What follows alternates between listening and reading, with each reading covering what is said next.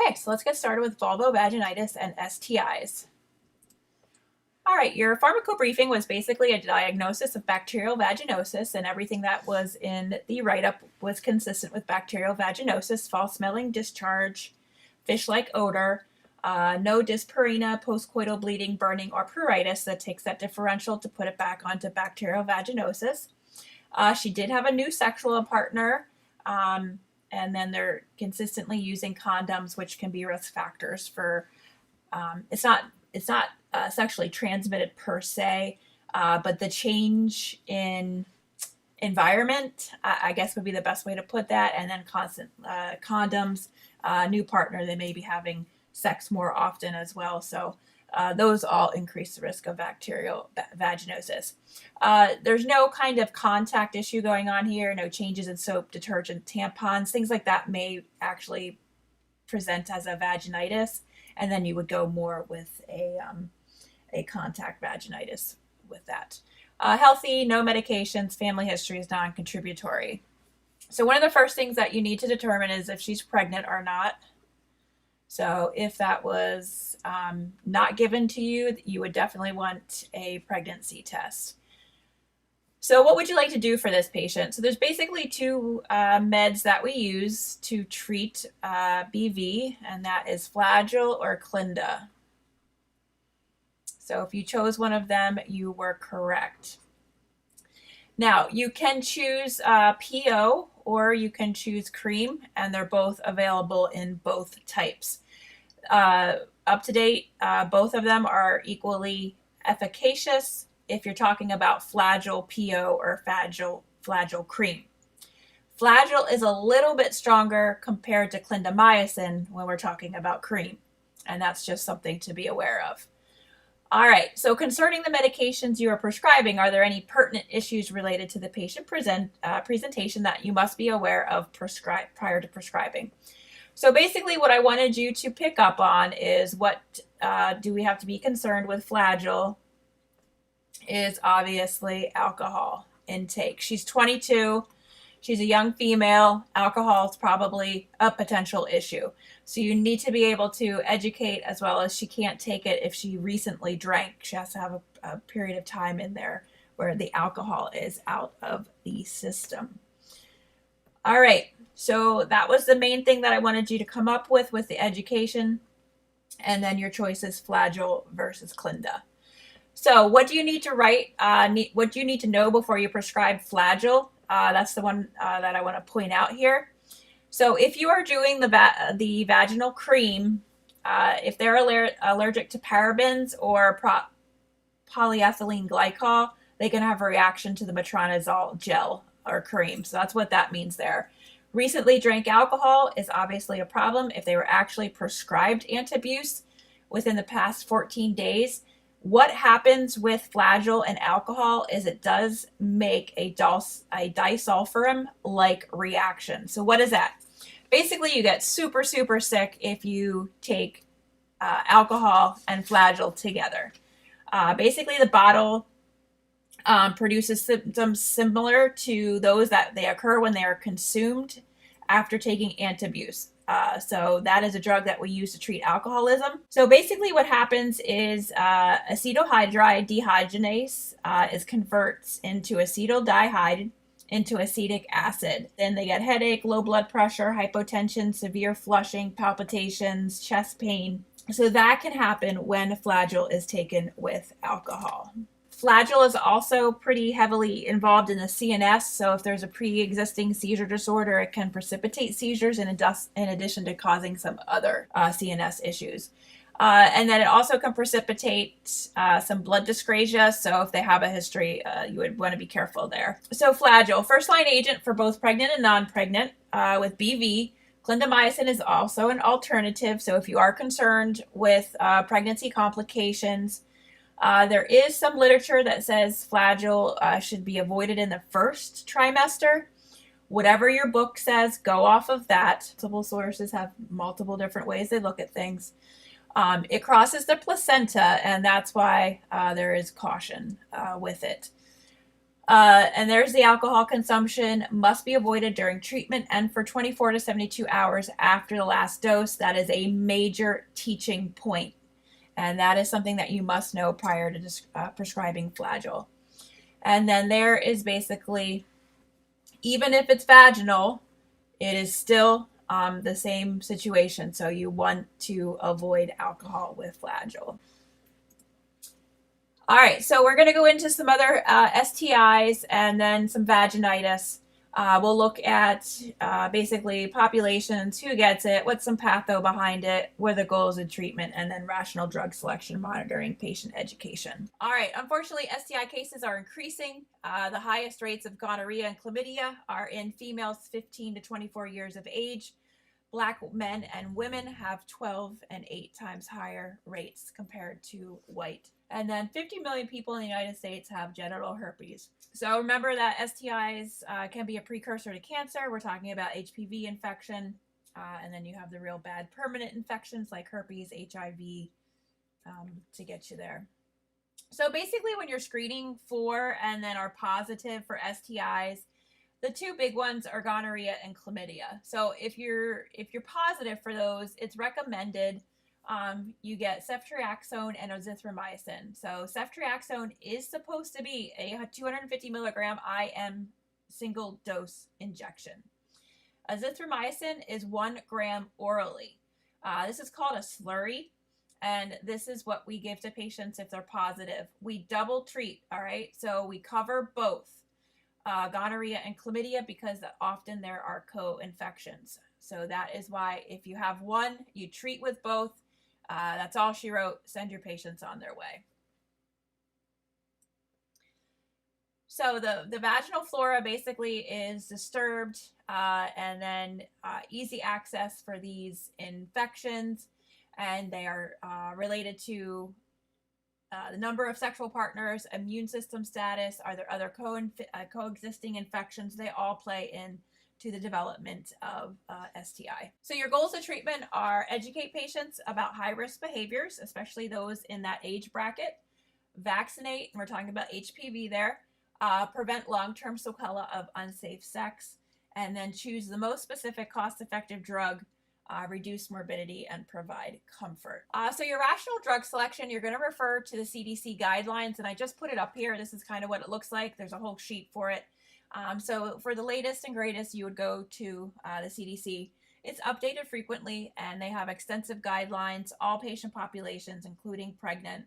And there's the website, and this is kind of what it looks like. All right, so roadmap for optimal clinical care as well as people with the risk of the infections, what tests are needed, etc.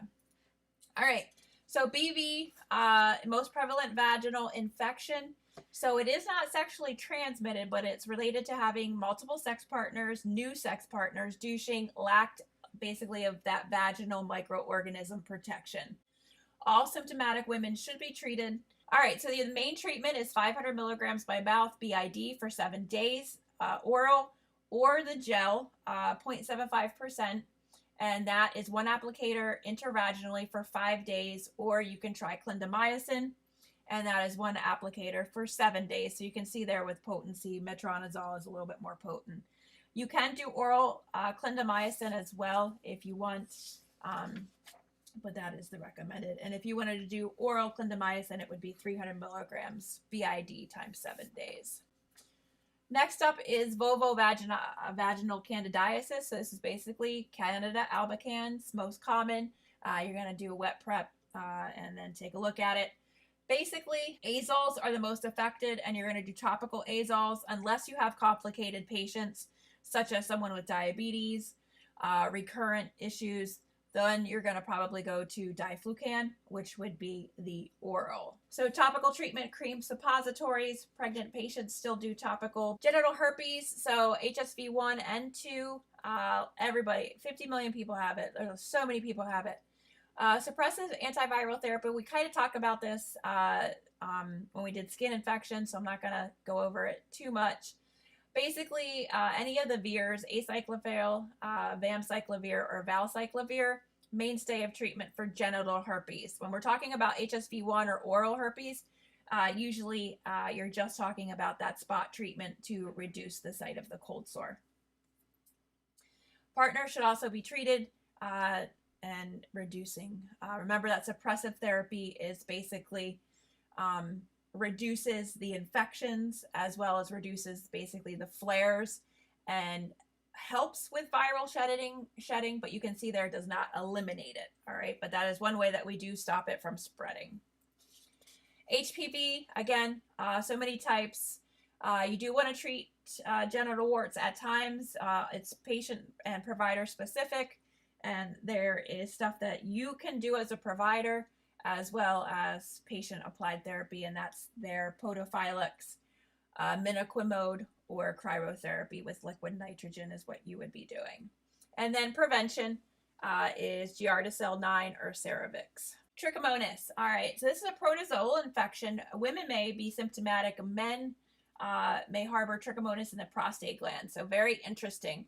So this is, again, treated with flagyl, but you can see the dosing, and it is oral and not topical, is no longer recommended for trichomonas treatment. And then same with the alcohol. And then rescreen 3 months after treatment. Pregnant women should be screened sooner, and this is sexual partners do need to be treated. Genital lice scabies, pretty much the same thing. Scabies can get into that area, and that's how you get there. Sexual partners sharing bed. And permethrin cream is a drug of choice. Permethrin lotion, shampoo, and then you see there it's reapplied. Ivermectin is also another one here. These meds can have some major side effects, so that's something to be aware of.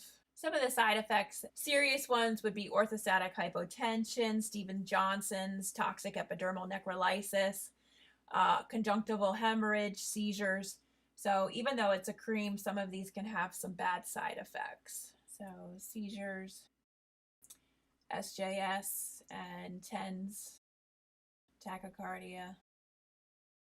All right, PID can result from a delay in treatment of an STI or bacterial vaginosis. Basically, gets up into the cervical uterus area, and then it can be serious enough that you may need to send them to the hospital and get IV antibiotics. Mild to moderate, you can again treat with ceftriaxone 250 plus doxy plus metronidazole. So you can see how serious it is and needing to treat with 3 major antibiotics. So syphilis, this requires penicillin. If you have somebody with a penicillin allergy, you can treat with doxy or tetracycline. Gonorrhea, we already talked about that with chlamydia. There you go, again with the chlamydia. You can choose doxy 100 if they have a macrolide allergy. You can see the difference.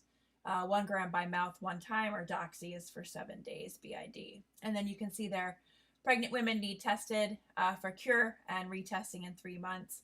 Sexual partners in the past 60 days should be retested or be tested. Chancroid. So treatment is initiated when these criteria is satisfied. So painful ulcers, 1 or more, negative tests for syphilis and HSV, and if there is suppurative inguinal adenopathy. So you can see the treatment's pretty much the same. Zithro, 1 gram, PO, ceftriaxone, 250 IM, or you could go to Cipro, and then erythromycin is also considered. So there you see that they should be re-examined within 7 days after therapy. Should have HIV testing. So a lot of times chancroid and HIV are co-infections. Here are some other ones that we don't see very often, so I just put it on one slide here. So granuloma inguinale, and you can see there where it's endemic. So this would be for patients who are traveling and come to you maybe from these areas. Doxy twice daily for 3 weeks. And you can see there is a common relapse there within 6 to 18 months. Lymphogranuloma venereum, very rare in the United States. You have to make diagnosis serologically. Treatment, again, doxy pregnant women can you can use erythromycin. So all monitoring, follow up with patients who are treated, especially those who are on multiple day treatment regimens, because we know lots of patients do not continue their treatment until finished. Test of cure or rescreening as previously mentioned. So it does vary. Certain things are higher yield, especially in pregnancy. Most STIs are reportable to the local health department, so you must inform the patient that you have to report it, and partners should be treated.